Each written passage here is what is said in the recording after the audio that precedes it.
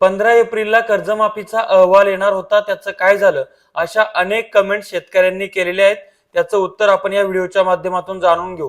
नमस्कार, मी ज्ञानेश्वर खरात पाटील. आपल्याला माहिती आहे की राज्याचे मुख्यमंत्री आणि अर्थमंत्री देवेंद्र फडणवीस यांनी 6 मार्च 2026 ला राज्याचा अर्थसंकल्प सादर करत असताना शेतकऱ्यांसाठी अहिल्याबाई होळकर शेतकरी कर्जमाफी योजना 2026 ची घोषणा केली.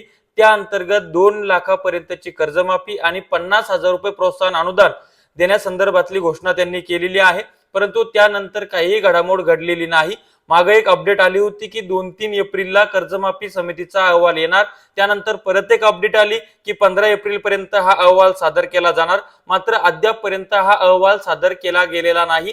हा अहवाल सादर न करण्याची कारण काय आहेत तर ते आपण जाणून घेऊयात. त्याच्यामध्ये पहिलं म्हणजे काय तर कर्जमाफी समिती या गोष्टीवर काम करते की कर्जासंदर्भातला डेटा गोळा करते, बँकांपासून थकबाकीच्या तपशिलाची पडताळणी सध्या सुरू आहे, पात्रतेचे निकष ठरवणं सुरू आहेत. सर्वात महत्वाचं म्हणजे काय, ही जी कर्जमाफी आहे ही प्रचंड अटी शर्तीची असणार आहे. त्यामुळे पात्रतेचे निकष ठरवणं सुरू आहेत, शेतकऱ्यांचे नियमित हप्ते भरण्याचा डेटा तपासणं सुरू आहे, त्यानंतर अंतिम लाभार्थ्याची यादी तयार करणं सुरू आहे, अहवाल सरकारला सादर करणे ज्यावर आधारित अंतिम मंजुरी असते असा हा अहवाल जो आहे या अहवालाची संपूर्ण माहिती त्या ठिकाणी हे करणं सुरू आहे.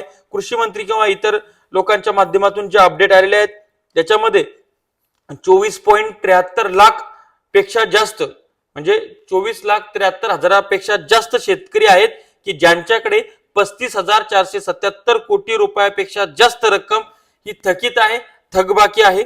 आणि बँकर समितीचा अहवाल जो आहे, आता त्याच्यामध्ये 2 महत्वाचे मुद्दे आहेत. जो अहवाल आहे त्या अहवालाची जे मुख्यमंत्री सांगतात त्यानुसार तारीख ही 30 जून 2026 पूर्वी, आता पूर्वी नंतर समजून घ्या, 30 जून 2026 पूर्वी अहवाल सादर होईल आणि 30 जून 2026 नंतर कर्जमाफीचा निर्णय त्या ठिकाणी घेण्यात येईल. आता अशा पद्धतीचं आहे. 50,000 रुपये जे प्रोत्साहन अनुदान आहे ते नेमकं कोणाला मिळणार आहे त्याबद्दल सुद्धा अनेक प्रश्न निर्माण झालेले आहेत. आता शेतकऱ्यांच्या मनातले प्रश्न सांगायचं झालं तर 30 जून 2025 पूर्वी थकितांपैकी पात्र म्हणजे नेमके कोण हे सांगणं गरजेचं आहे. त्यानंतर कधीपासून तर कधीपर्यंतची कर्जमाफी घेतली जाणार आहे, जसं की 2019 ते 2025, 2018 ते 2025, 2020 ते 2025 हे शेतकऱ्यांना कळणं गरजेचं आहे. आणि 2 लाखापर्यंतची व्याख्या काय, म्हणजे 2 लाख रुपये भरायचे वरचं माप की 2 लाखापर्यंतच, 2 लाखाच्या आतच, नेमकी त्याची व्याख्या काय हे सुद्धा त्या ठिकाणी कळणं गरजेचं आहे. याच्यामध्ये शेतकऱ्यांना प्रचंड दिशाभूल चाललेली आहे. आणि आपल्याला माहिती आहे देवाभाऊ आहे, तर देवाभाऊ प्रचंड अवघड माणूस आहे आणि शेतकऱ्याला सुखानं मरूही देणार नाहीये आणि फक्त तारीख पे तारीख अशा पद्धतीचं चालू आहे. विलंब मोठ्या प्रमाणामध्ये या गोष्टीसाठी हे लोक लावत आहेत.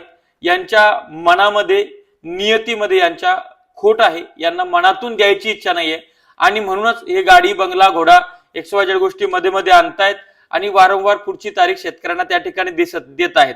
आता काय झालंय, शेतकरी नेते राहिले नाहीत, शेतकऱ्यांच्या चळवळी राहिल्या नाहीत, त्याच्यामुळं हे सरकारमधले लोक माजलेले आहेत. त्याच्यामुळे यांचा माज आपण लवकरच उतरवू.